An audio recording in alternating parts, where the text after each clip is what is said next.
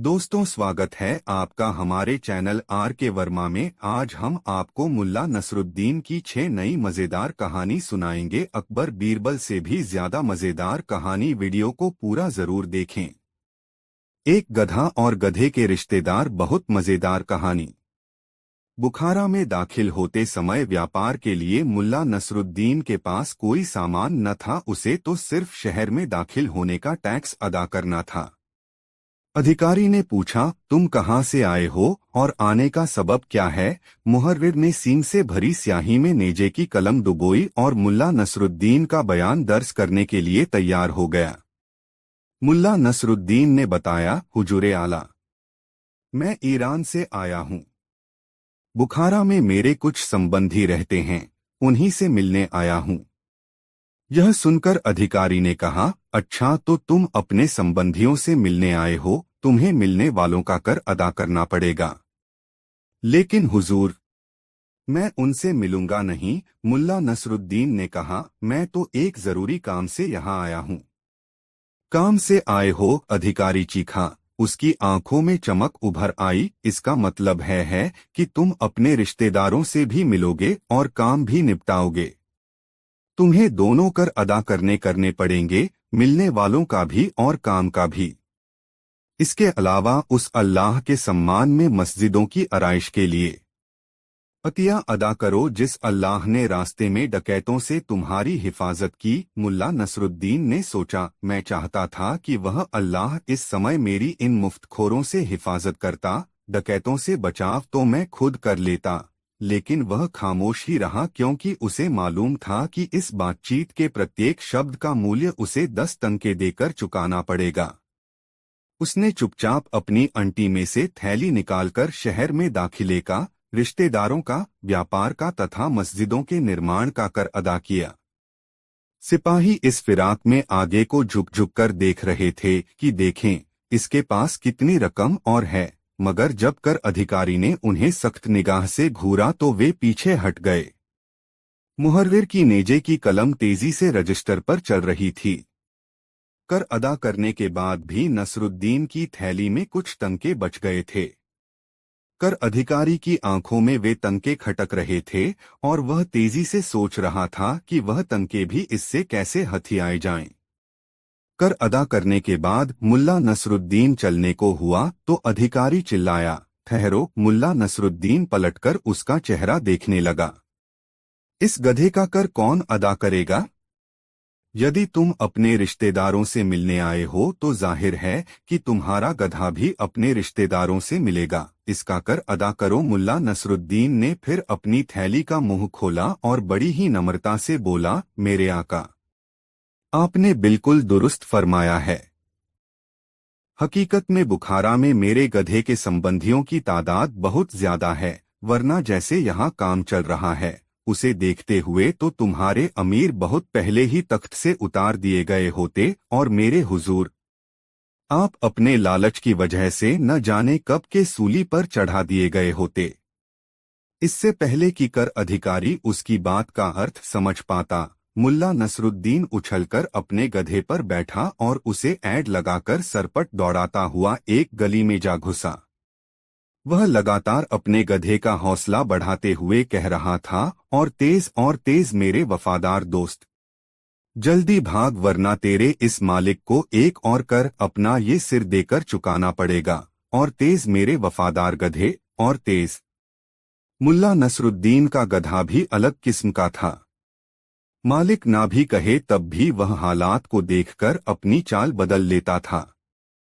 उसके लंबे और सतर्क कानों ने फाटक से आती चिल्लपों और कर अधिकारी की डकराहट सुन ली थी, जो अपने सिपाहियों को उस शैतान को पकड़ लाने का आदेश दे रहा था। जाओ, जल्दी जाओ, पकड़कर लाओ उस काफिर को। आखिर वह है कौन? हवा में तैरती इन आवाजों ने मुल्ला नसरुद्दीन के गधे के पैरों में जैसे बिजली भर दी हो। वह किसी की भी परवाह किए बिना भागा जा रहा था। वह इतनी तेजी से भाग रहा था कि मुल्ला नसरुद्दीन को भी अपने पांव ऊपर उठाने पड़ रहे थे। वह तो बिल्कुल गधे की पीठ पर पड़ी जीन से चिपक गया था। उसकी बाजुएं गधे की गर्दन से लिपटी हुई थीं। यह देखकर गली के कुत्ते डर और घबराहट के मारे भौंकने लगे कि या अल्लाह, ये क्या बवाल आ गया। गली में घूमते चुगते मुर्गे मुर्गियां और उनके चूजे डरकर इधर उधर भाग रहे थे। राहगीर अचरज से दीवारों के साथ सटकर खड़े हो गए थे। कोई समझ नहीं पा रहा था कि क्या मुसीबत है। किसी की समझ में कुछ भी नहीं आ रहा था। उधर कुछ सिपाही उसकी खोज में इधर उधर निकल पड़े थे। कर अधिकारी अभी तक क्रोध से थरथरा रहा था। उसकी आंखें लाल हो गई थीं और नथुने फड़फड़ा रहे थे। एक आशंका फांस की तरह उसके हलक में फंसी हुई थी कि वह आजाद ख्यालात वाला निडर आदमी कहीं मुल्ला नसरुद्दीन तो नहीं था। आखिर ऐसी बेबाक बात मुल्ला नसरुद्दीन के सिवाय और कह ही कौन सकता था। उधर लोग भी आपस में खुसर फुसर करने लगे थे। ये जवाब तो मुल्ला नसरुद्दीन के ही योग्य था। दोपहर होते होते यह चर्चा पूरे शहर में पहुंच चुकी थी कि एक व्यक्ति ने द्वार पर ऐसी बात कही। जिसने भी सुना उसने यही कहा, ऐसा जवाब तो मुल्ला नसरुद्दीन ही दे सकता है। दोस्तों, यह कहानी आपको कैसी लगी कमेंट बॉक्स में जरूर बताएं। दो गधे की पूंछ और जुए का दाव नई मजेदार कहानी। एक चाय की दुकान के बाहर जाकर नसरुद्दीन ने अपना गधा रोका। शहर का चक्कर लगा वह थक गया था। सोचा चाय पीकर कुछ ताजादम हो ले। दुकान में काफी भीड़ भाड़ थी। पास ही नानबाई की दुकान थी, जिसे देखकर उसे भूख का एहसास हुआ।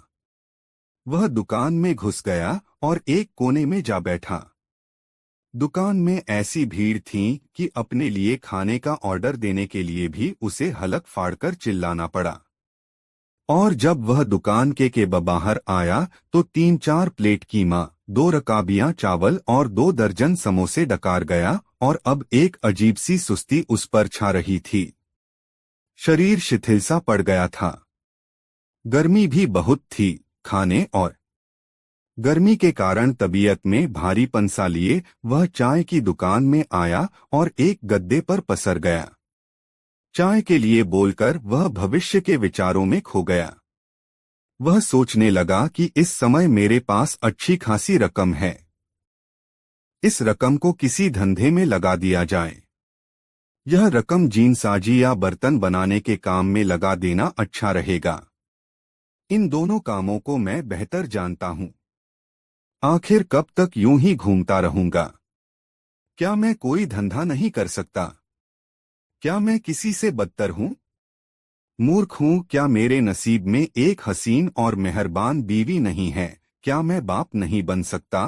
फिर उसकी कल्पना में एक नन्हा मुन्ना बच्चा तैरने लगा और वह मुस्कुराकर सोचने लगा, अल्लाह कसम, वह नन्हा शैतान बड़ा ही शरारती होगा और बड़ा होकर मेरी तरह शैतान निकलेगा। मैं अपना सारा इल्म, सारी होशियारी उसमें भर दूंगा। ठीक है, ऐसा ही सही। मैं आज ही निश्चय करता हूँ कि अब मैं बेचैन और आवारागर्दी भरी यह जिंदगी छोड़ दूंगा। अब काम शुरू करने के लिए मुझे जीनसाज या कुम्हार की दुकान खरीदने के लिए कम से कम 300 लंके चाहिए और मेरे पास कुल 150 तंके ही हैं। तंकों का ख्याल आते ही उसे खुरदरे नौकर की याद आ गई और 150 तंके झटक लेने के लिए वह उसे कोसने लगा। फिर वह होंठों ही होंठों में बड़बड़ाया, खुदा इसे गारत करे, जिस रकम की मुझे जरूरत थी कमबख्त वही रकम छीन कर ले गया। वाह वाह! एक बार फिर भाग्य ने साथ दिया। 20 तंके। इस आवाज के साथ ही तांबे की थाली में पासा गिरने की आवाज सुनाई दी। मुल्ला नसरुद्दीन चौंका। जुआ! सचमुच बाहर जुआ हो रहा था। पशु बांधने के खूंटों के पास की जमीन पर कुछ लोग घेरा बनाए बैठे थे। चायखाने का मालिक घेरे के पीछे खड़ा गर्दन उचकाकर उनके सिरों के ऊपर से झांक रहा था। फिर सोचने लगा, देखना तो। मुल्ला नसरुद्दीन कोहनियों के सहारे उठा। चाहिए, दूर से देखने में हर्ज ही क्या है। न, मैं जुआ नहीं खेलूंगा। मैं ऐसा मूर्ख थोड़े ही हूँ। वह उठकर बाहर जुआरियों के पास आया और झुंड के करीब आकर चाय वाले के कान के पास मुंह लाकर फुसफुसाया। मूर्ख लोग फायदे के लालच में अपना आखिरी सिक्का तक गवा देते हैं। पैगंबर साहब ने रुपयों के लिए जुआ खेलने को मना किया है। खुदा की बड़ी मेहरबानी है कि यह गंदी आदत मुझे नहीं पड़ी, लेकिन इस लाल बालों वाले का नसीब तो देखो, लगातार चौथी बार जीता है। देखो देखो, ओह, पांचवीं बार भी जीत गया। यह तो भई, ओह, छठी बार भी जीत गया। नसीब का बड़ा धनी है, मैंने तो ऐसी किस्मत किसी की नहीं देखी। अरे वाह, फिर दांव लगा रहा है। अरे बददिमाग, बेवकूफ, उसे तो दौलत का झूठा सपना जुए की तरफ खींच रहा है, हालांकि गुर्बत ने उसके रास्ते में गड्ढा खोद रखा है। इंसान की मूर्खताओं का कोई अंत नहीं। इस लाल बालों वाले को मजा चखाना चाहिए। अगर वह सातवीं बार भी दाव जीतता है तो मैं इससे दाव बदूंगा। वैसे मैं जुए से सख्त नफरत करता हूं। काश मैं भी अमीर होता तो मैं न जाने कब का जुआ बंद करवा चुका होता। लाल बालों वाला इस बार भी पासा फेंककर जीत गया। उसकी यह सातवीं जीत थी।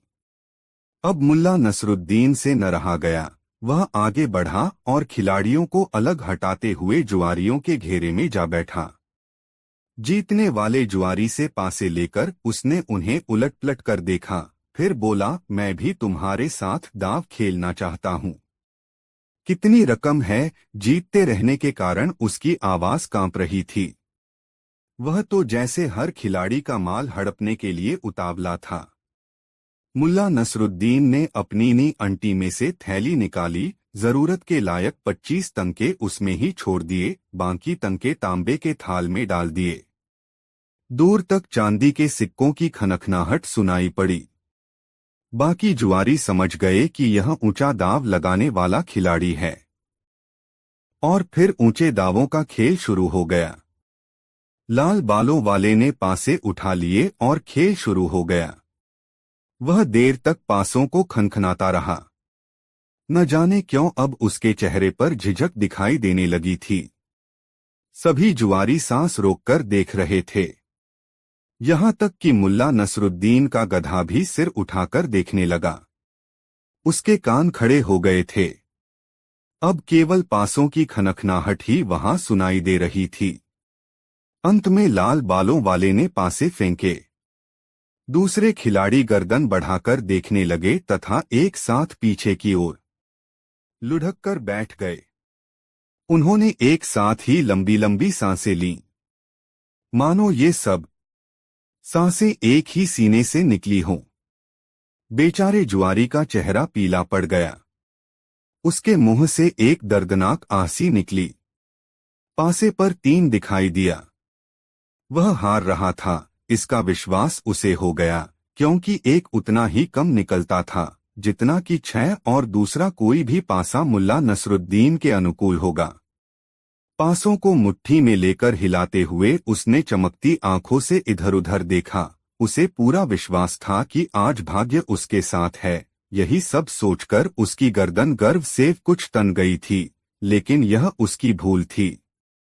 वह भूल चुका था कि भाग्य सनकी और थाली के बैंगन के समान होता है जो इधर-उधर लुढ़कता है। नसरुद्दीन के भाग्य ने भी सोचा कि यह उस पर बड़ा गर्व कर रहा है, अतः इसे सबक सिखाना ही होगा। इस काम के लिए उसने उसके गधे को चुना। एकाएक गधा पलटी खा गया। उसकी पीठ जुआरियों की ओर हो गई। इधर मुल्ला नसरुद्दीन पासे फेंकने के लिए अभी हाथ हिला ही रहा था कि एकाएक गधे की पूंछ उसके हाथ से टकराई और पासे उसके हाथ से फिसल गए। पासे देखते ही लाल बालों वाले के हलक से खुशी भरी चीख निकली। वह जीत गया था। खुशी के कारण वह पेट के बल तंकों वाले थाल पर लेट गया। दांव पर लगी रकम उसने अपने भारी बदन से ढक ली। मुल्ला द्वारा फेंके गए पासे काने थे। दांव हारते ही मुल्ला नसरुद्दीन को जैसे काठ मार गया। स्तब्ध सा बैठा वह अपना होंठ चबाता रहा। उसकी फटीफटी आंखों के सामने जैसे सारी सृष्टि आपस में गुड़मुड़ होती जा रही थी। कुछ क्षण, केवल क्षण वह इस स्थिति में बैठा रहा, फिर एकाएक कुछ उछल कर उठा, पास ही पड़ा एक डंडा उठाया और गधे पर पिल पड़ा। नामुराद, कमबख्त गधे, हरामखोर, बदबूदार जानवर, जानवरों की जमात के लिए लानत। यह वक्त मिला था तुझे अपनी पीठ फेरकर पूंछ घुमाने का, कमबख्त। खुदा तुझे गारत करे। पिटते हुए गधा बुरी तरह उछलुछक रेंकने लगा। मुल्ला की ऐसी झुंझलाहट और क्रोध देखकर बाकी जुआरी व्यंग्य से मुस्कराने या हंसने लगे थे। वे खुशी से चिल्ला रहे थे। सबसे अधिक जोर से लाल बालों वाला जुआरी चिल्लाया, जो यह दाव जीत कर स्वयं को सबसे अधिक खुशनसीब समझ रहा था। मुल्ला नसरुद्दीन थककर हांफने लगा। डंडा उसने एक ओर फेंक दिया। अरे गुस्सा, थूक थूक दो दोस्त, आओ एक दाव और खेलो, अभी तो तुम 2-4 दाव और भी खेल सकते हो। लाल बालों वाले ने उसे उकसाया। अभी तो 25 तंके और भी हैं तुम्हारे पास। हाँ हाँ, क्यों नहीं, मैं भी यूं हार मानने वाला नहीं, मुल्ला नसरुद्दीन ने कहा। उसने सोच लिया था कि जब 125 तंके चले गए तो इन 25 तंकों को ही रखकर वह क्या करेगा। इन्हें भी दाव दाव पर लगा देना चाहिए, आर या पार। सोचते हुए वह फिर फड़ पर बैठ गया और पासे उठा लिए। एक बार फिर बाजी जम गई। सभी जुआरी आगे को झुक आए। मुल्ला नसरुद्दीन ने पासे फेंके। इस बार वह जीत गया।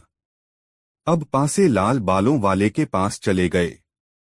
पासे फेंकने से पहले उसने कहा, सारी रकम? ठीक है, पासे फेंको। उसने पासे फेंके, दाव उल्टा पड़ा। वह हार गया। और फिर वह दूसरा दाव भी हार गया। उसे बड़ा आश्चर्य हुआ कि दोनों दाव वह हार गया। उसे जैसे विश्वास ही नहीं हुआ कि उसका भाग्य पलटा खा गया था और अब सौभाग्य की दृष्टि नसरुद्दीन पर है। वह मोटे मोटे दाव अड़ता रहा, हर बार इस उम्मीद के साथ कि हारी हुई रकम एक ही झटके में वापस आ जाएगी, मगर ऐसा नहीं हुआ। उसने 7-8 मोटे दाव लगाए और हर बार हारा।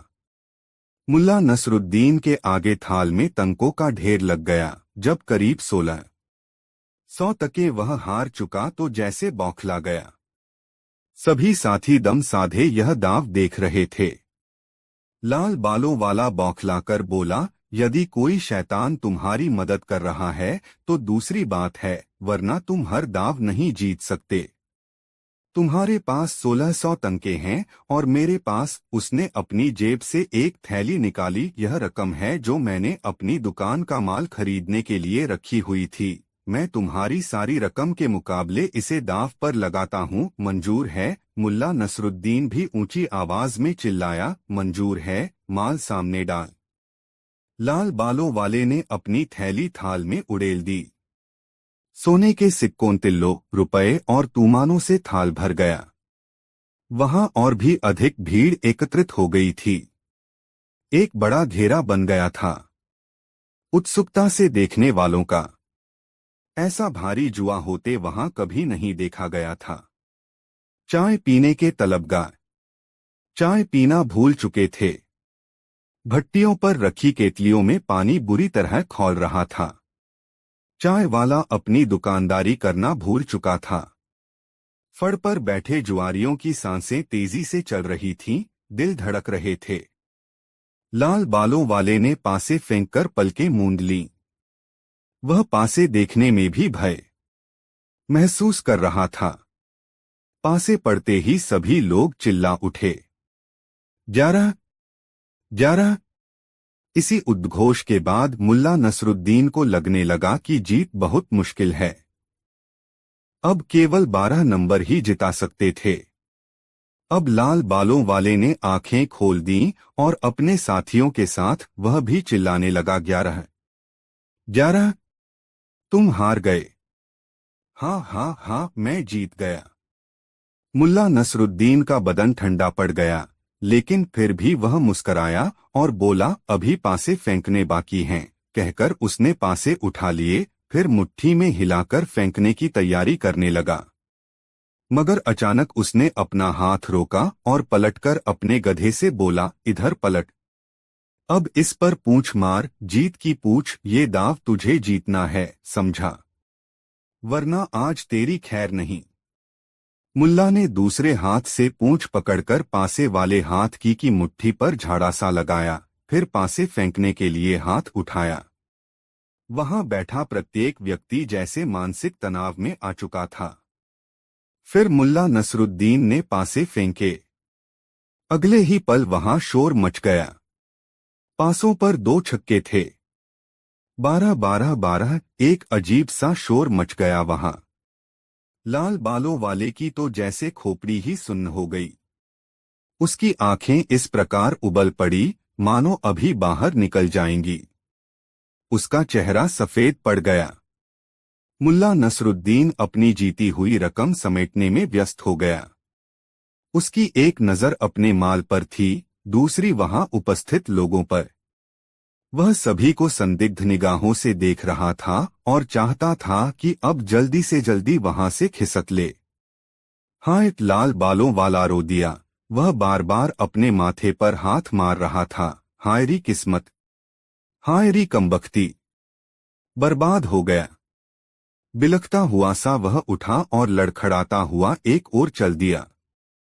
मुल्ला नसरुद्दीन ने सारी रकम अपने गधे की जीन के थैलों में भरी, फिर रसे गधे को गले गले लगाया और चूमा। सामने वाली दुकान से मालपुए लेकर प्यार खिलाए।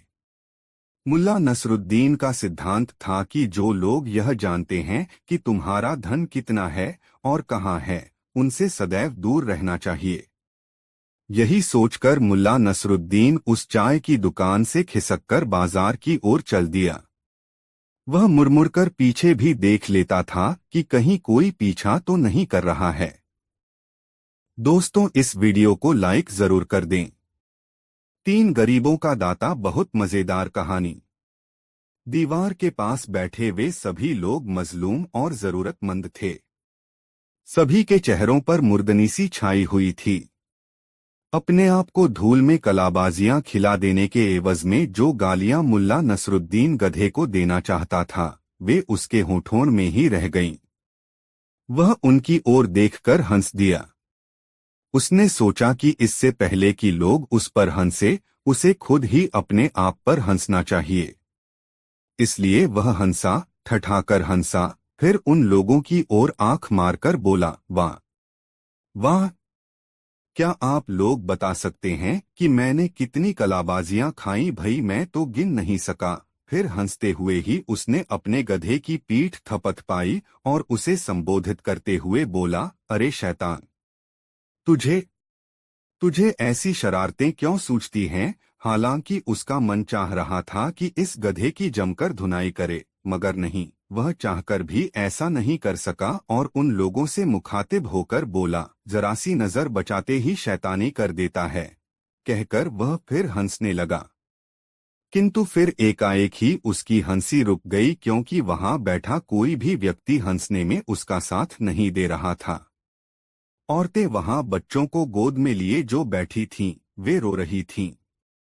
मर्दों के चेहरे ऐसे लग रहे थे मानो वे भी रोते रहे हों और अब उनके आंसू सूख गए हों। यह सब देखकर मुल्ला नसरुद्दीन को समझते देर नहीं लगी कि यहाँ अवश्य ही कुछ दाल में काला है। आंख चेहरे पर गंभीरता का आवरण डालकर वह उनकी ओर बढ़ा और झुर्रियोंदार चेहरे और सन जैसे सफेद बालों वाले एक बूढ़े से मुखातिब होकर बोला, बुजुर्गवार, आखिर माजरा क्या है? यहाँ बैठे सभी लोगों के चेहरों पर इतनी उदासी क्यों है? और ये औरतें, बच्चों को कलेजे से चिपकाए ये औरतें क्यों रो रही हैं?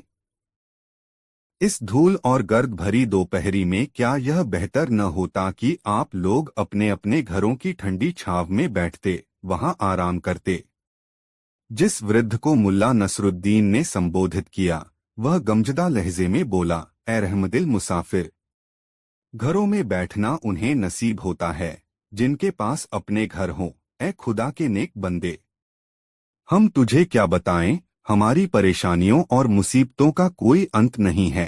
तू हमारी मुसीबतों का अंत नहीं कर सकता, इसलिए कुछ भी बताना बेकार है। जहां तक मेरी बात है तो मेरा क्या, मैं तो बूढ़ा हो चुका हूँ। मेरी तो अल्लाह से यही दुआ है कि वो मुझे उठा ले। कहते कहते बूढ़े की आंखों में आंसू भर आए। उसकी बात सुनकर मुल्ला नसरुद्दीन को काफी ठेस पहुंची और वह बोला, मेरे प्यारे बुजुर्ग, आप मर्द हैं, मर्दों को ऐसी बातें शोभा नहीं देती। आखिर आप ऐसी बातें कर ही क्यों रहे हैं? आपने कहा है कि मैं कुछ नहीं कर सकता, ऐसा आप मेरी गरीब सूरत देखकर कह रहे हैं। मगर आप मेरी सूरत पर न जाइए और मुझे अपनी परेशानी बताइए।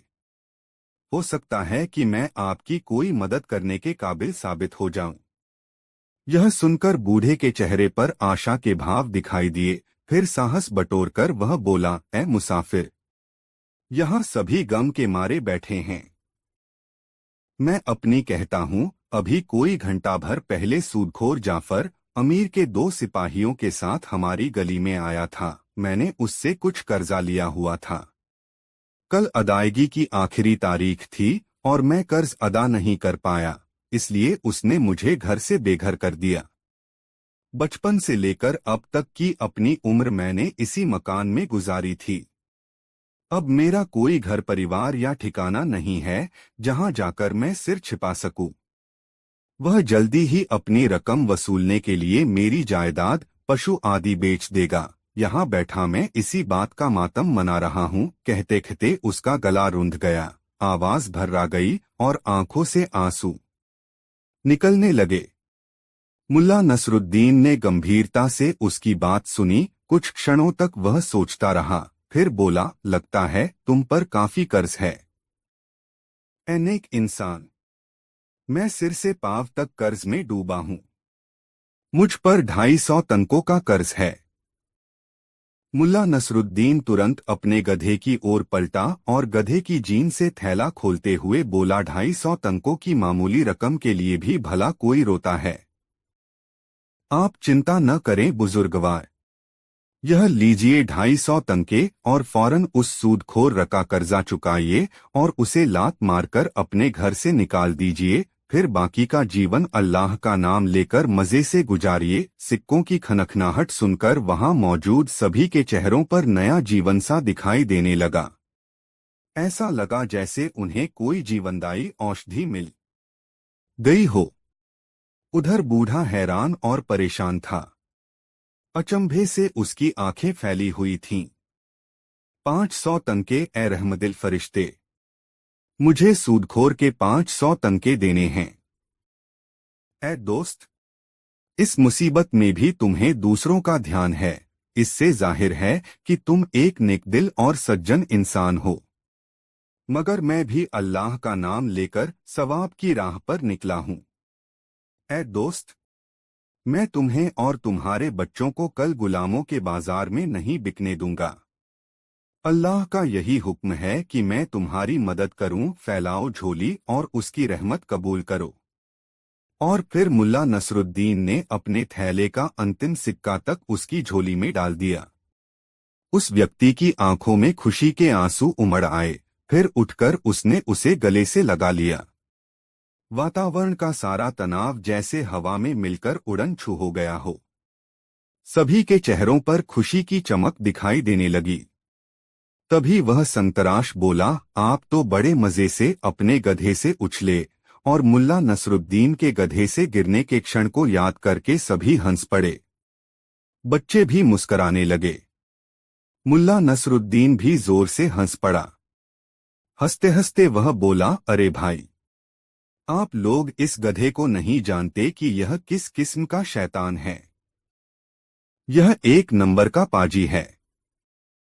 तभी बीमार बच्चे वाली औरत बोली, नहीं नहीं, इस गधे के विषय में ऐसा न कहिए।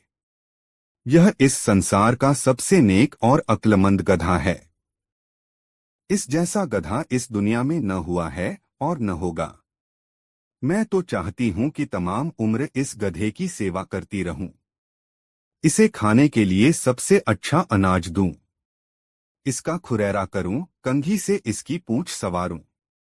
ए रहम दिल मुसाफिर, इसमें गुलाब की तरह मलाइयां ही मलाइयां भरी पड़ी हैं। यदि यह उछलकर खाई पार करके तुम्हें अपनी पीठ से गिरा न देता और सीधा सीधा पुल से गुजर जाता तो तुम शायद हमारी तरफ देखे बिना ही अपनी राह पर चले जाते। ए नेक मुसाफिर, अल्लाह के हुक्म और इसकी कोशिश से ही तो तुम हमारे लिए अंधेरे में सूरज का उजाला बनकर आए हो। इसलिए ए नेक फरिश्ते, आप इस नेक गधे को कुछ न कहो। बूढ़ा बोला, यह बिल्कुल ठीक कहती है ए रहमदिल इंसान। अपने दुहकों को दूर करने के लिए हम इस गधे के एहसानमंद हैं और तहेदिल से इसका शुक्रिया अदा करते हैं। वास्तव में यह गधा इस दुनिया का गहना है। गधों में सबसे नेक, रहमदिल, समझदार और हीरा गधा है यह। और फिर दिल खोलकर सब लोग गधे की तारीफ करने लगे। इसे सूखे आड़ू, भुना हुआ अनाज, खूबानियां और पुए खिलाने में सब बढ़ चढ़कर हिस्सा लेने लगे। दुम फटकार कर गधे ने परेशान करने वाली मक्खियों को भगाया, फिर सबकी भेंट बड़ी ही फिराक दिली से कबूल की। माल पर हाथ साफ करते हुए टेढ़ी नजर से वह उस चाबुक को भी देख रहा था जो मुल्ला नसरुद्दीन के हाथ में लहरा रहा था। दिन डूबने वाला था, पेड़ों के साए लंबे हो रहे थे, लाल पैरों वाले सारस पंख फड़फड़ाते और कैंकै का शोर मचाते हुए अपने घोंसलों को लौट रहे थे, जहां अपनी लाल लाल चोंचे खोले उनके बच्चे उनका इंतजार कर रहे थे। मुल्ला नसरुद्दीन ने उनसे जाने की इजाजत मांगी। सबने झुककर मुल्ला का शुक्रिया अदा किया। आपका बहुत बहुत शुक्रिया कि आपने हमारी परेशानी को समझकर इस बुरे वक्त में हमारी मदद की। कैसे न करता, कैसे न समझता मैं आपकी परेशानी। मुल्ला नसरुद्दीन बोला, आज ही मेरे 4 कारखाने छिन गए हैं, जिनमें 8 होशियार कारीगर मेरे लिए काम करते थे। एक मकान छिन गया जिसके बाग में फव्वारे लगे थे, पेड़ों से लटकते सोने के पिंजरों में चिड़ियां चहचहाती थीं। कैसे न समझता मैं आपकी परेशानी, कैसे न करता आपकी मदद। पोपले मुंह वाला वह बूढ़ा, जिसे मुल्ला नसरुद्दीन ने 250 तंके दिए थे, बोला, ए खुदा के नेक बंदे, मेरे पास शुक्रिया के रूप में तुम्हें देने के लिए कुछ भी नहीं है, मगर जब मैंने अपना घर छोड़ा था तो अपने साथ मैं एक चीज उठा लाया था और वह है यह कुरान शरीफ। तुम इसे ही ले लो। अल्लाह की इस अंधेरी दुनिया में यह तुम्हें रास्ता दिखाने वाली रोशनी बनेगी। हालांकि नसरुद्दीन के लिए मजहबी किताबें कोई अहमियत नहीं रखती थीं, मगर फिर भी बूढ़े के दिल को ठेस न लगे, यही सोचकर उसने वह किताब ले ली और उसे जीन में लगे थैले में डाल लिया, फिर कूदकर अपने गधे पर सवार हो गया। तभी वहां उपस्थित लोगों को कुछ याद आया। चौंककर संतराश ने पूछा, आपका नाम? कम से कम अपना नाम तो बताओ ए फरिश्ते, हमें इतना तो पता चलना ही चाहिए कि हम इबादत में किसके लिए दुआ मांगे। मेरा नाम जानकर आप लोग क्या करेंगे? सच्ची नेकी को शोहरत की जरूरत नहीं होती। रहा दुआ का मसला तो बेफिक्र रहो, खुदा के बहुत से फरिश्ते हैं जो लोगों के नेक कामों की उसे खबर देते रहते हैं। फरिश्ते ही अगर काहिल, निकम्मे और लापरवाह हुए या नर्म बादलों में सोते रहे तो आपकी इबादत का कोई भी असर न होगा, क्योंकि ईमान वाले लोगों से बात पक्की कराए बिना सबकी बातों पर यकीन करना अल्लाह के नजदीक अच्छा नहीं। अच्छा, अलविदा कहकर उसने गधे को ऐड लगाई और सरपट दौड़ाता हुआ गली के मोड़ पर जाकर गायब हो गया। दोस्तों, यह कहानी आपको कैसी लगी कमेंट में जरूर बताएं और इस वीडियो को एक लाइक जरूर कर दे। 4 हिसाब बराबर हुआ नई मजेदार कहानी। सराय के अंदर अजीब सा माहौल था। सुर्ख चेहरे वाला मोटा सा सराय का मालिक एक भिखारी नुमा व्यक्ति की गर्दन दबोचे उसे बुरी तरह झकझोर रहा था। भिखारी बेचारा डरासमा आंखों में खौफ लिए उससे अपनी गर्दन छुड़ाने का असफल प्रयास कर रहा था, लेकिन किसी भी सूरत में कामयाब नहीं हो पा रहा था। कुछ लोग इर्दगिर्द खड़े तमाशा देख रहे थे। यह देखकर मुल्ला नसरुद्दीन भला कहाँ शांत रहने वाला था। वह आगे बढ़ा और सराय मालिक से मुखातिब होकर बोला, क्यों भाई, क्या माजरा है? क्यों इस गरीब की चटनी बनाने पर तुले हो? छोड़ो छोड़ो इसे और पहले बताओ कि क्या किस्सा है। सुरखरू चेहरे वाले ने उसे झटककर इस प्रकार छोड़ा कि वह गिरते गिरते बचा। फिर बोला, यह भिखमंगा आवारा इंसान, अल्लाह करे इसकी नाक सड़ जाए, इसकी आंतों में कीड़े पड़ जाएं। यह तो सब खुदा की मर्जी पर है कि यह होगा या नहीं, मगर आगे का किस्सा तो बयान करो। मुल्ला नसरुद्दीन ने उसे डांटा। यह जलील उस वक्त मेरी दुकान में आया जब मैं सींग कबाब भून रहा था। इस उठाईगीर ने अपने कपड़ों में से एक रोटी निकाली और मेरी अंगीठी पर तब तक सेकता रहा जब तक कि मेरे सींग कबाब की खुशबू इसकी रोटी में रचबस न गई। जब इसकी रोटी पूरी लज्जतदार हो गई तो इसने मजे से उसे खा लिया और जाने लगा।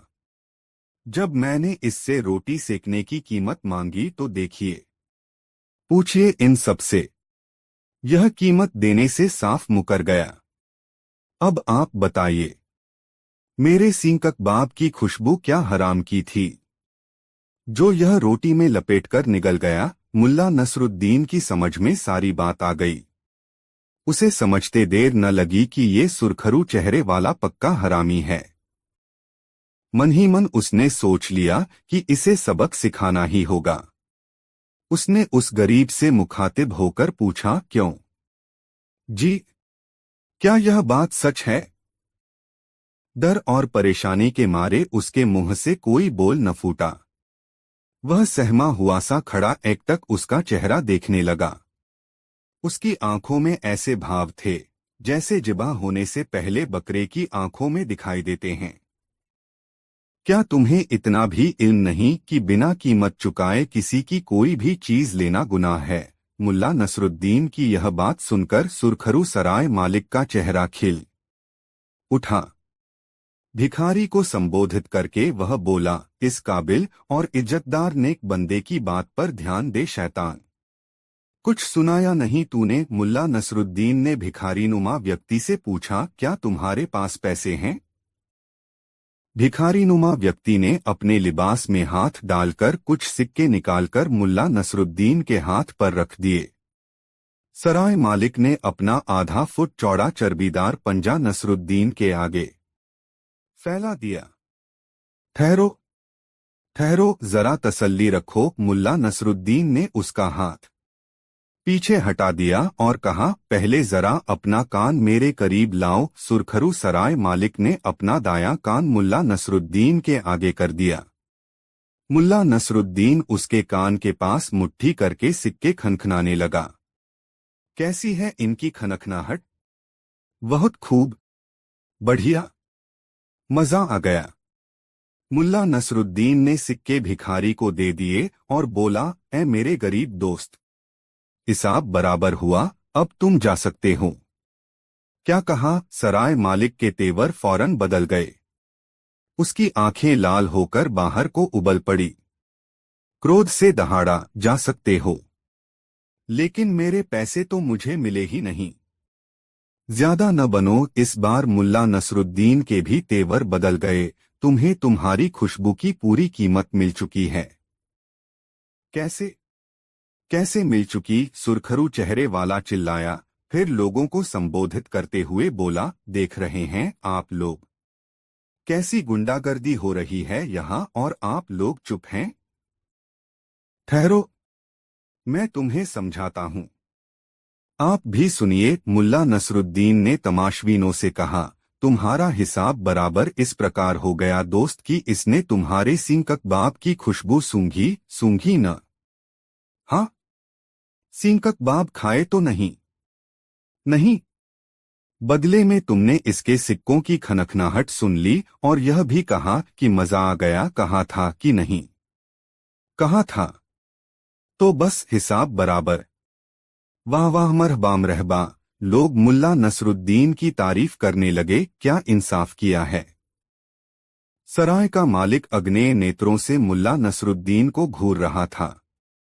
इस वाकये को सुनकर सभी जोर से हंस पड़े। मुल्ला नसरुद्दीन भी हौले हौले मुस्कुरा रहा था, हालांकि उसकी पलकें मुंदी हुई थीं। शोर ज्यादा बढ़ जाता, इससे पहले ही एक व्यक्ति बोला, इतने जोर से मत हंसो वरना लोग समझ जाएंगे कि हम मुल्ला नसरुद्दीन की बातें कर रहे हैं।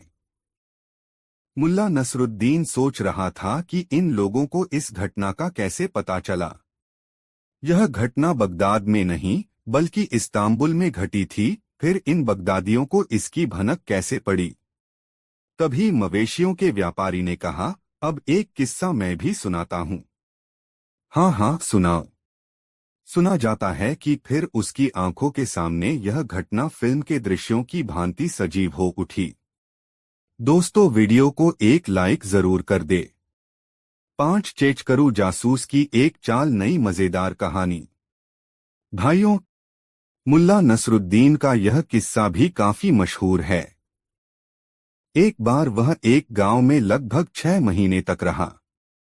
वह अपनी हाजिर जवाबी, कुशाग्र बुद्धि और हंसी मजाक के लिए काफी प्रसिद्ध हो गया था। यह आवाज सुनते ही मुल्ला नसरुद्दीन बुरी तरह चौंक पड़ा। यह आवाज उसे कुछ जानी पहचानी सी लगी। यह आवाज हल्की और भर्राई हुई थी। उसे लगा कि उसने कुछ समय पूर्व ही यह आवाज सुनी है, मगर कब और कहाँ। दिमाग पर काफी जोर डालने के बाद भी उसे याद नहीं आया। वह कह रहा था, एक रोज की बात है। उस प्रांत के अधिकारी ने उस गांव में अपना एक हाथी भिजवा दिया, जहां हाकी की मुल्ला नसरुद्दीन रहता था। अधिकारी ने आदेश दिया कि हाथी के खाने पीने का कुल इंतजाम गांव वालों को ही करना होगा। यह हाथी अपनी भारी खुराक के लिए काफी विख्यात था। वह एक समय में 50 गट्ठर चरी, 50 गट्ठर जौ, 50 गट्ठर मक्का और 100 बोझ चारा खा जाता था। इसका नतीजा यह हुआ कि 15 दिन में ही गांव वालों के खेत खलिहान खाली हो गए। जब वे बेचारे बिल्कुल निराश हो गए और दूसरा कोई चारा न रहा, तो गांव वालों ने फैसला किया कि मुल्ला नसरुद्दीन को कस्बा अधिकारी के पास भेजा जाए, ताकि वह अधिकारी से निवेदन करे कि वे अपना हाथी उस गांव से वापस मंगवा लें। यह निर्णय हो जाने के बाद सब मुल्ला नसरुद्दीन के पास गए और उसे अपनी परेशानी बताई। नसरुद्दीन ने सबकी परेशानी को सुना, फिर उनका कष्ट दूर करने के लिए सहमत हो गया। फिर क्या हुआ? फिर उसने अपने गधे पर जीन कसी और निकल पड़ा प्रांत अधिकारी से मिलने। नेकी के काम में तो वह कभी पीछे रहता ही नहीं। एक व्यक्ति बोला, अरे काहे की नेकी? जाने से पहले गांव वालों से वो अपना मेहनताना तय करना नहीं भूला था। दरअसल इस काम के लिए उसने गांव वालों से इतनी मोटी रकम वसूली थी कि कितनों को तो अपने घर ही बेचने पड़ गए थे। वे फकीर हो गए। उनकी उस खराब हालत का जिम्मेदार सिर्फ और सिर्फ नसरुद्दीन ही था। मुल्ला नसरुद्दीन का चेहरा क्रोध से तमतमा उठा और उसने लेटे लेटे ही एक लंबी हुंकार भरी। किसी भी व्यक्ति ने इस हुंकार पर कोई ध्यान नहीं दिया।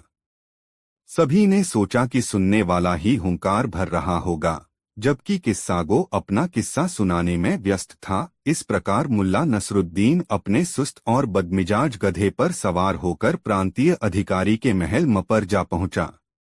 वह काफी देर तक अधिकारी के नौकरों की कृपा पर मोहताज लोगों की भीड़ में खड़ा रहा कि शायद भूल से उन लोगों की नजर उस पर भी पड़ जाए। वह उस नजरेक्रम के इंतजार में था जिसने कुछ लोगों को खुशियां बख्शी तो कुछ को बर्बाद भी किया। जैसे ही अचानक वहां आए अधिकारी की नजर मुल्ला नसरुद्दीन पर पड़ी तो उसकी शानदार सूरत देखकर नसरुद्दीन इतना भयभीत तथा आश्चर्यचकित हो गया कि उसकी टांगें सियार की पूंछ की तरह कांपने लगीं और उसके जिस्म में खून का दौरा धीमा पड़ गया। वह पसीने से लथपथ हो गया और उसका चेहरा तो खड़िया से भी अधिक सफेद दिखाई देने लगा था। मुल्ला नसरुद्दीन के मुंह से फिर हूं की आवाज निकली। मगर कहानी सुनाने वाले ने आक्रोश में भरी इस हुंकार की ओर कोई ध्यान नहीं दिया और अपनी ही रौ में बोलता चला गया। डर के मारे मुल्ला नसरुद्दीन के मुंह से आवाज न निकली। फिर कुछ साहस बटोरकर बदबूदार लकड़बग्घों जैसी मिमियाती आवाज में वह बोला, ए मेरे शानदार आका, ए इस सूबे के शानदार उजाले, ए इस सूबे के चांद सूरज, इस सूबे के निवासियों को खुशियां और आनंद बख्शने वाले, अपने इस नाचीज गुलाम की भी फरियाद द सुनने की नेकी मेहरबानी कबूल फरमाएं, जो कि आपकी इस शानदार चौखट को अपनी दाढ़ी से साफ करने के भी लायक नहीं है। प्रांतीय अधिकारी खुश हो गया और उसने मुल्ला नसरुद्दीन को अपनी बात की इजाजत बख्श दी। कहने, ए दयालुओं के दयालु, आपने अपना एक हाथी हमारे गांव में भेजकर हम पर बड़ी मेहरबानी की है। यह हमारी खुशनसीबी है कि हमें उसकी सेवा करने का मौका मिल रहा है। मुल्ला नसरुद्दीन की हिम्मत नहीं हो पा रही थी कि वह उससे असली और मुद्दे की बात कह सके, इसलिए इधर उधर की हाँकते हुए वह बोला, हालांकि हाथी की सेवा में हमारी तरफ से कोई कमी नहीं उठाई जा रही, मगर फिर भी हमें एक बात की चिंता खाई जा रही है। चिंता? प्रांतीय अधिकारी की भवें तन गईं। वह गुर्राया, कैसी चिंता? मुल्ला नसरुद्दीन उसके सामने ठीक वैसे ही झुका जैसे ईख के खेत में खड़ा इकलौता गन्ना आंधी में झुक जाता है। बोलता क्यों नहीं? किस बात की चिंता खाई जा रही है?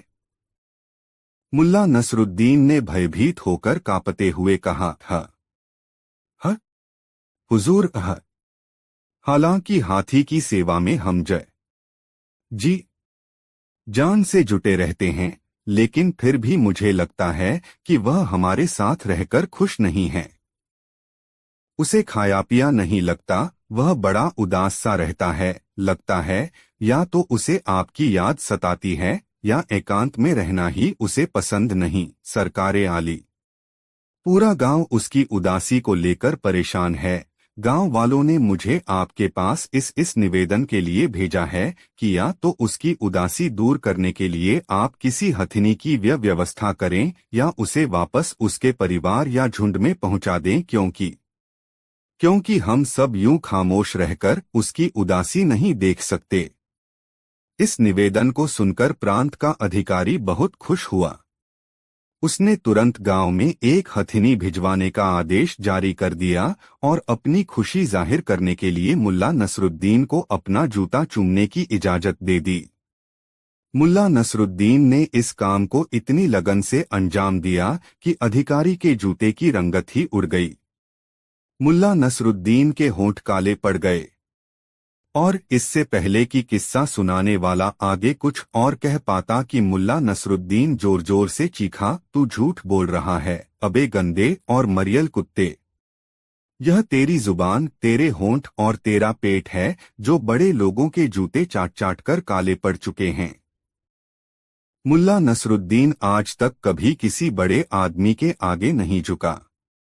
तू एक नेक दिल इंसान को क्यों मुफ्त में बदनाम कर रहा है? ए नेक व्यापारियों, तुम इस पाजी की बात न सुनकर इसे मारपीट कर यहाँ से भगा दो।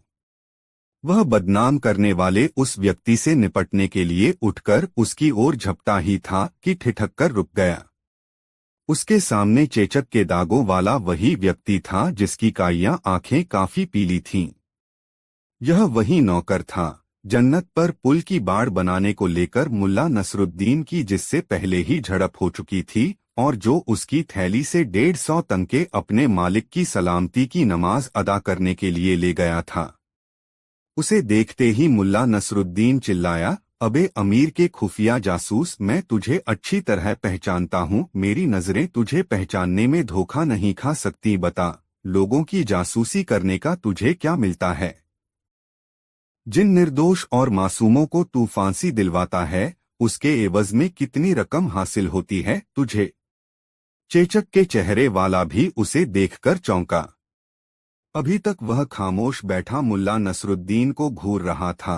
फिर अचानक उसने ताली बजाई और जोर से चीखा, सिपाहियों, सिपाहियों! जैसे ही मुल्ला नसरुद्दीन ने सिपाहियों के भागते कदमों की आवाज सुनी, वैसे ही एक भी पल गवाए बिना वह उछला और चेचकरू नौकर को एक ओर धकेलता हुआ बाहर निकल गया। दरअसल चेचकरू जासूस की यह एक चाल थी।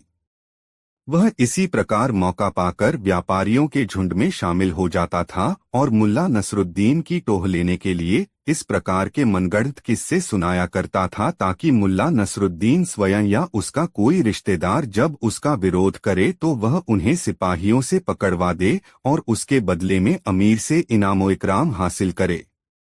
आज काफी दिनों के बाद उसकी मेहनत रंग लाई थी, मगर मुल्ला नसरुद्दीन उसकी पकड़ से बाहर निकल चुका था। थोड़ा आगे बढ़ने पर उसे चौराहे के दूसरी ओर पहरेदारों के कदमों की आवाज सुनाई पड़ी। उसने जिस तरफ से भी निकलना चाहा, सामने सिपाही ही दिखाई दिए। एक पल के लिए मुल्ला नसरुद्दीन को लगा कि आज उसका बच निकलना मुश्किल है। लानत है मुझ पर, आज बुरा फंसा। ए मेरे वफादार गधे, तू कहाँ है? लगता है आज तेरे मेरे बिछुड़ने का समय आ गया है, मुल्ला नसरुद्दीन बड़बड़ाया। मगर तभी एक ऐसी आश्चर्यजनक घटना घटी जिसकी किसी को भी नहीं थी आशा। आज भी बुखारा वाले इस घटना को याद करते हैं। यह एक ऐसी घटना थी जिसे आसानी से नहीं भुलाया जा सकता।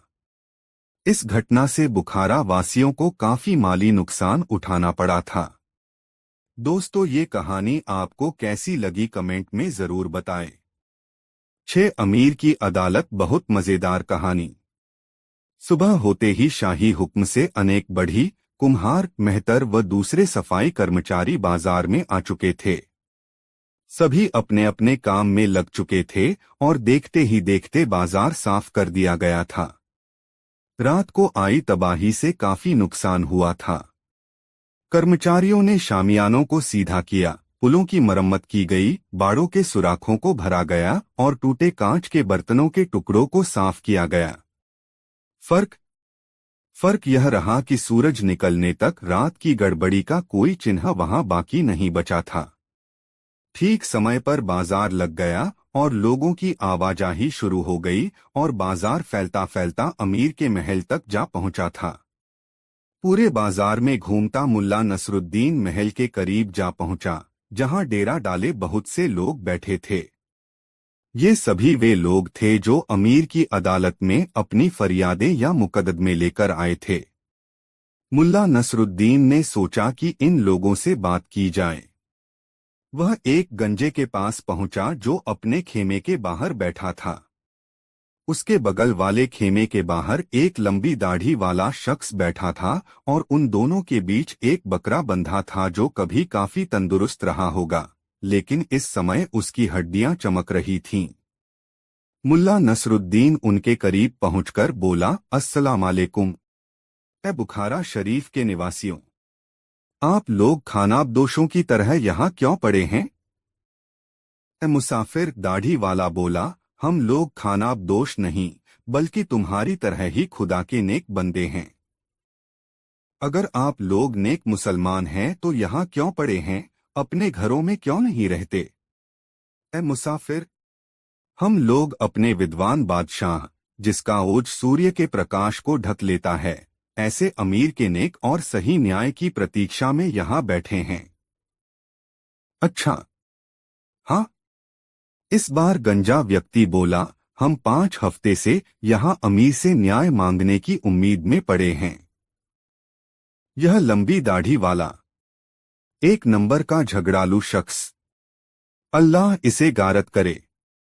यह दढ़ियल मेरा बड़ा भाई है। हमारे वालिद जो कुछ भी छोड़कर मरे, हमने उसे आपस में बांट लिया है, अब हम दोनों के बीच यह बकरा ही है।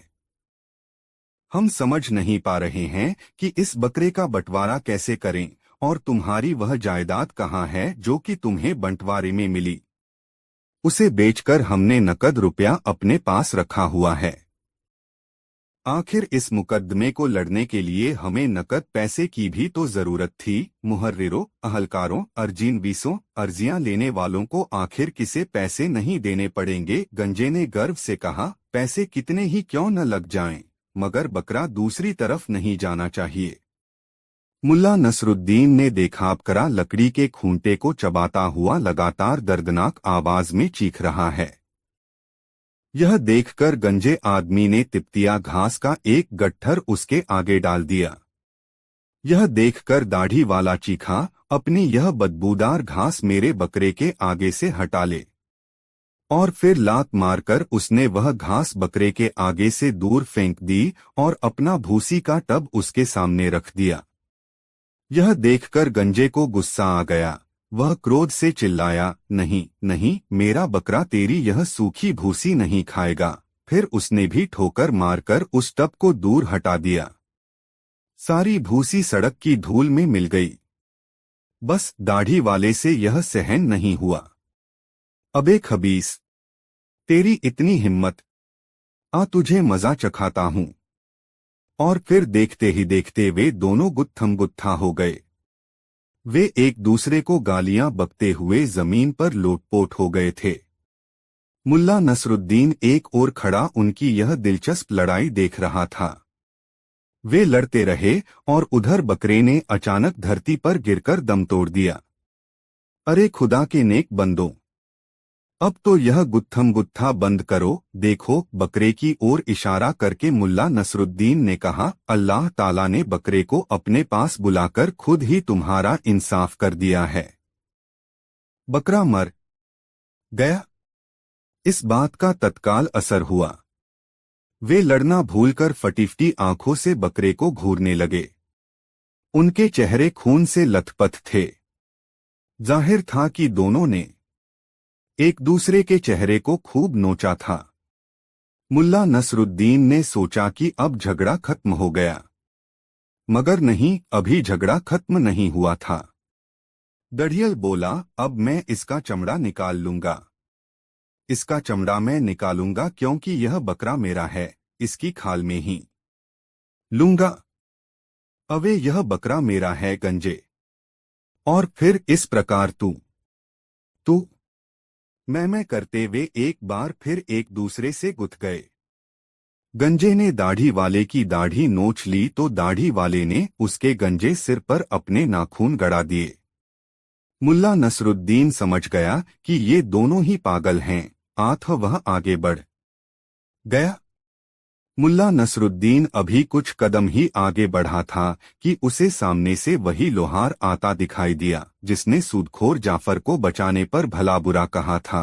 उसे देखते ही मुल्ला नसरुद्दीन खुशी से बोला, सलाम लोहार भाई, देखो हम फिर मिल गए।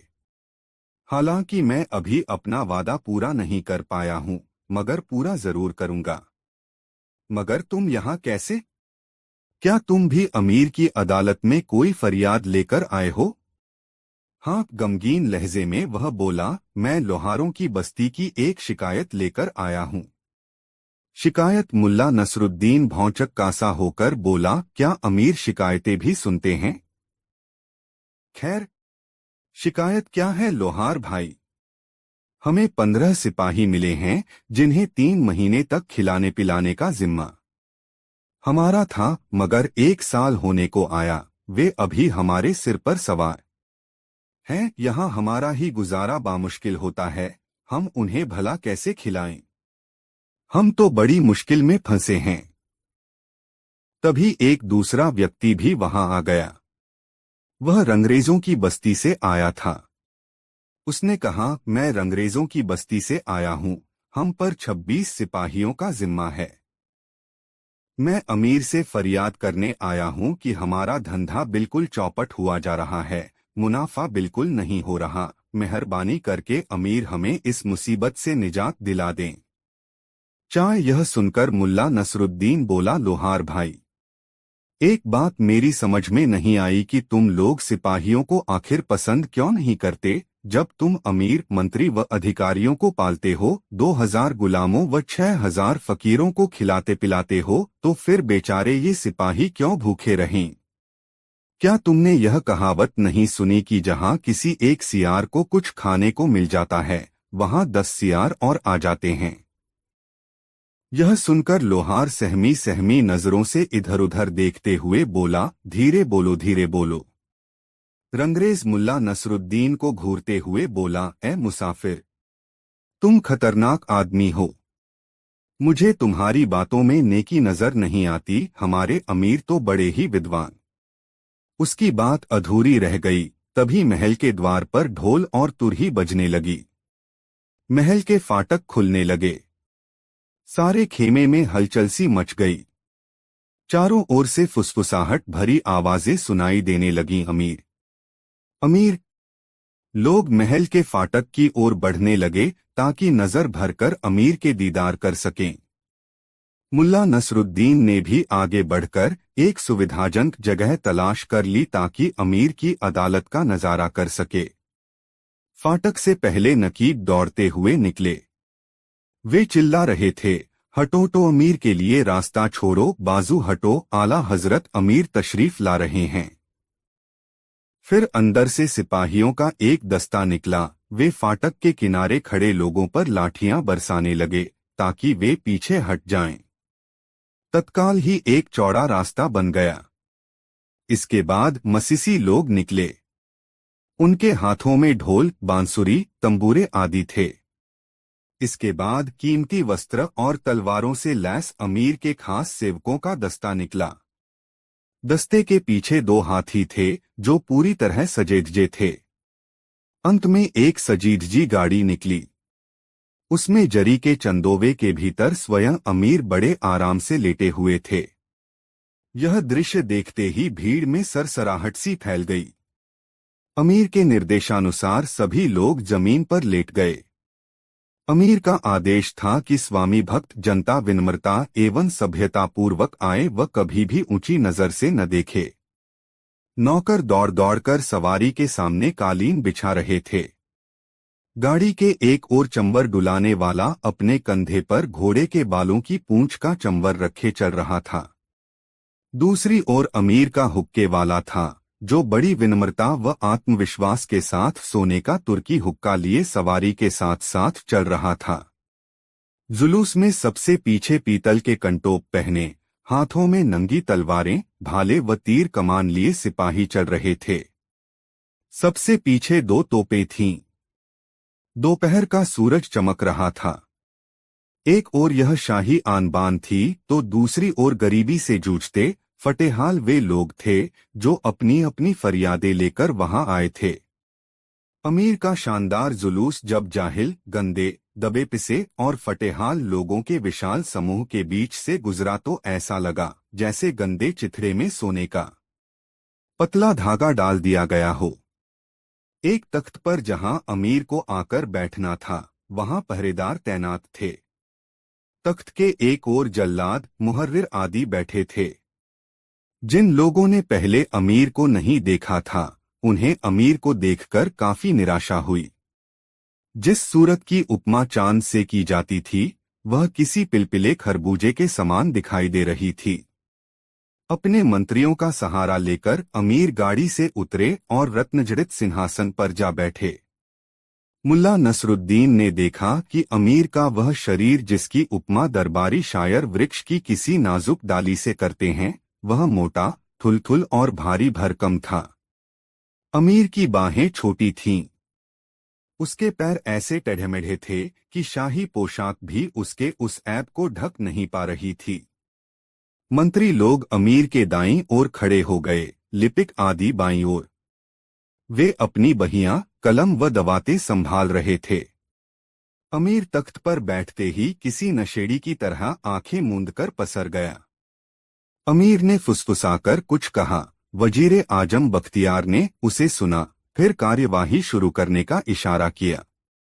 सबसे पहले गंजा और गढ़ियल भाई घुटनों के बल चलते हुए तख्त के सामने आए और बड़ी श्रद्धा से उन्होंने तख्त के कालीन को चूमा, फिर सिर झुकाकर बैठ गए। नजरें धरती में गड़ी थीं। उठो, प्रधानमंत्री बख्तियार का भारी स्वर गूंजा। दोनों भाई उठकर खड़े हो गए। वे काफी सहमे हुए से दिखाई दे रहे थे। जिंदगी में शायद पहली बार दरबार के सामने हाजिर हुए थे। उनकी इतनी हिम्मत भी नहीं हो रही थी कि अपने कपड़ों पर लगी धूल भी झाड़ सकें। वे बोल रहे थे, मगर भय के कारण उनके हलक से आवाज भी ढंग से नहीं निकल पा रही थी। हालांकि उनकी आवाज बहुत ही दबी और घुटी हुई थी, फिर भी प्रधानमंत्री बख्तियार ने समझ लिया कि आखिर मामला क्या है। उसने पूछा, कहाँ है तुम्हारा बकरा?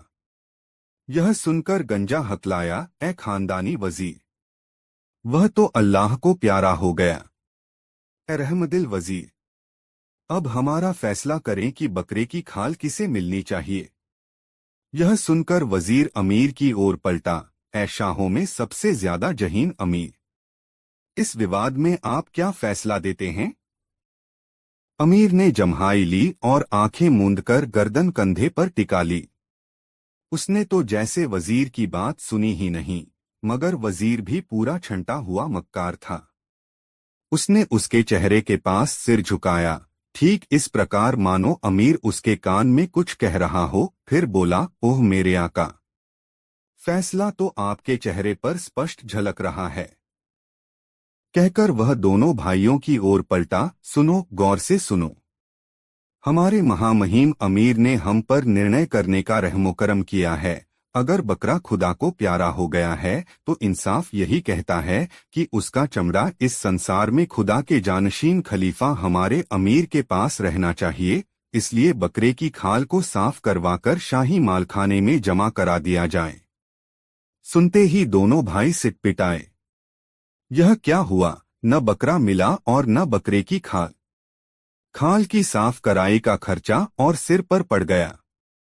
भीड़ में सरगोशियां सुनाई देने लगीं, जबकि एक पल रुककर वजीर ने पुनः कहा, इसके अलावा दोनों फरियादियों को 200 तंके न्याय शुल्क, 150 तंके महल शुल्क और 50 तंके लिपिक शुल्क देने होंगे तथा मस्जिद के लिए चंदा भी देना होगा। यह सब नकद अथवा जायदाद के रूप में वसूल किया जाएगा। यह फैसला होते ही दरबार के कवि कव्वाल अमीर की शान में गीत गाने लगे और वे दोनों भाई एक दूसरे के गले में बाहें डालकर फूट फूट कर रो रहे थे। मुल्ला नसरुद्दीन उनके करीब पहुंचा और सांत्वना देते हुए बोला, कोई बात नहीं भाइयों, यह तो ऊपर वाले का शुक्र है कि हफ्तों इंतजार का तुम्हारा वक्त जाया नहीं गया। अमीर ने बड़ी दयानतदारी से तुम्हारा इंसाफ किया है। यह बात तो बुखारा का हर एक आदमी जानता है कि इस दुनिया में हमारे अमीर से बढ़कर कोई भी कृपालु व विद्वान न्यायाधीश नहीं है। अब तुम दोनों भाई अपने अपने घरों को जाओ और भविष्य में अगर फिर कभी किसी कुत्ते, बिल्ली या मुर्गे को लेकर तुम्हारा फसाद हो तो फिर अमीर की अदालत में आना और हाँ, आने से पहले अपने खेत खलिहान और मकान आदि बेचना न भूलना, वरना तुम लोग शाही कर अदा नहीं कर पाओगे। इससे तो बेहतर था कि हम भी अल्लाह को प्यारे हो जाते, एक भाई बोला। हाय कमबख्ती, आखिर हमने झगड़ा किया ही क्यों? दूसरा भी विलाप करने लगा। फिर दोनों भाई रोते बिलखते और अपनी दाढ़ियां नोचते वहां से चले गए। अब लोहार को अमीर के सामने पेश किया गया। वजीर ने उसकी शिकायत सुनी, फिर अमीर की ओर पलटा, आपका क्या फैसला है मेरे मालिक? अमीर गफलत की नींद सो रहा था, अब तो उसके खर्राटे गूंजने लगे थे। आह आह! महामक्कार वजीर बख्तियार ने अपने दोनों हाथ फैलाए, ए मेरे आका, फैसला तो आपके इस नूरानी चेहरे पर लिखा है। कहकर वह पलटा और अपनी नजरें उपस्थित जनसमूह पर डालकर बड़े ही रोबीले अंदाज में बोला, हमारे रहनुमा और दयावान अमीर ने लोहार टोले पर सिपाहियों के खाने पीने की व्यवस्था का भार सौंपकर उन पर बड़ा उपकार किया है। लोहार टोले के लिए यह बड़े सम्मान की बात है। इसके बावजूद इस लोहार ने यहाँ शिकायत पेश करके बड़ा भारी अपराध किया है। इसलिए हमारे अमीर ने बहुत दयावान होकर यूसुफ लोहार को 200 कोड़ों की सजा दी है। इससे इसे पछतावा होगा कि इसने इस नेक काम की शिकायत की तो क्यों की। इसके अलावा 25 सिपाही और लोहार टोले पर भेजे जाते हैं ताकि वे लोग अमीर के रहमोकरम व विद्वता की प्रशंसा करने से न चूकें। अल्लाह ताला हमारे अमीर आका को लंबी उम्र बख्शे ताकि वे जिंदगी भर अपनी प्रजा की खिदमत करते रहें। वजीर बख्तियार के खामोश होते ही साज बज उठे और कव्वाल अमीर की तारीफ के गीत गाने लगे। सिपाही यूसुफ लोहार को पकड़कर जल्लादों के करीब ले गए जो अब तक अपने कोड़े फटकार रहे थे। लोहार पेट के बल चटाई पर लेट गया और जल्लाद उसकी नंगी पीठ पर कोड़े बरसाने लगे, सटाक सटाक सटाक। कुछ ही देर में लोहार की पीठ की खाल की धज्जियां उड़ गईं। उसकी पीठ पर हड्डियां ही हड्डियां नजर आने लगीं। आसपास खड़े लोग आतंक से जड़ हो गए, लेकिन लोहार भी अपनी किस्म का इकलौता शख्स था। वह न चीख रहा था, न चिल्ला रहा था। जब वह उठा तो उसके होठों से काला फेन बह रहा था। आसपास खड़े लोगों में मुल्ला नसरुद्दीन भी था, जो अपने करीब खड़े एक रंगसाज से कह रहा था, रंगसाज, तुम किस बात का इंतजार कर रहे हो? अब तुम्हारा भी नंबर आने वाला है। तुम भी तो अमीर से कोई शिकायत करने वाले हो न? उसके हुक्म से ऐसी ही खिदमत तुम्हारी भी होगी। रंगसाज ने जोरों से थूक गटका। उसकी आंखों में आतंक और खौफ के साए लहरा रहे थे। उसने एक नजर मुल्ला नसरुद्दीन पर डाली, फिर एक नजर जल्लादों को देखा। अगले ही पल वह पलटा और भीड़ को चीरता हुआ वहां से 9-2-11 हो गया। उधर प्रधानमंत्री बख्तियार तेजी से मामले निपटा रहा था। न्याय से उसे कोई सरोकार नहीं था। उसका तो एक ही उद्देश्य था कि किसी भी प्रकार अमीर के खजाने में अधिक से अधिक धन आए। उधर जल्लाद अपने काम में मशरूफ थे। उनके एक ओर सजा पाने वालों की कतार लग गई थी, जिनमें बच्चे, बूढ़े और औरतें सभी थे। हंटरों की सटाक सटाक की आवाज और चीख चिल्लाहट का क्रम बदस्तूर जारी था। सजा मिलने वालों की हालत देखकर बाकी लोग दहशत से कांप रहे थे। सजा पाने वालों में एक 10 वर्ष का बच्चा भी था, जिसे इस कारण कोड़ों की सजा दी गई कि उसने अमीर के महल के सामने वाली जमीन को अवैध रूप से गीला कर दिया था। सजा पाने वाले अपराधियों की हालत देखकर उस मासूम की रूह फना हो रही थी। वह कांप रहा था, रो रहा था। आंसुओं से उसका भोला भाला चेहरा तर हो चुका था। उसकी हालत देखकर मुल्ला नसरुद्दीन के चेहरे पर क्रोध एवं रहम के मिलेजुले भाव दिखाई देने लगे। एकाएक ही वह जोर से बोला, वास्तव में यह बच्चा बड़ा ही खतरनाक है। ऐसे अपराधियों को सुधारने में अमीर ने जिस काबिलियत का परिचय दिया है, वह काबिले तारीफ है। इस तरह के अपराधी काफी खतरनाक होते हैं, क्योंकि ये अपने मासूम चेहरे से अपने इनकलाबी विचारों को जाहिर नहीं होने देते। इसक जलावा मैंने एक बाल अपराधी और भी देखा था, जो केवल 4 साल का था। उसने इससे भी ज्यादा खतरनाक काम किया था कि अमीर के महल की दीवार के ठीक नीचे गंदगी फैला दी थी। ऐसे अक्षम्य अपराधों के लिए तो मृत्युदंड भी कम है। अपराधी को सजा देने में उम्र कोई बहाना नहीं है। हमारे बुखारा में तो बुराइयां इस कदर खतरनाक होकर उभर रही हैं कि उनके विषय में सुनकर ही दिल खौल जाता है। मगर खैर, मेरा दिल कहता है कि ये तमाम बुराइयां अमीर के सिपाही और जल्लादों की कोशिशों के मद्देनजर जल्दी ही खत्म हो जाएंगी।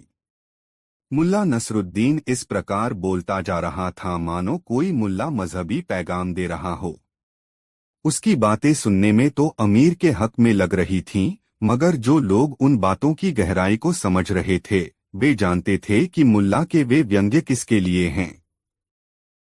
वे अपनी गर्दन फेरकर मुस्करा रहे थे। कुछ लोग यह भी समझ चुके थे कि ये मुल्ला नसरुद्दीन ही है।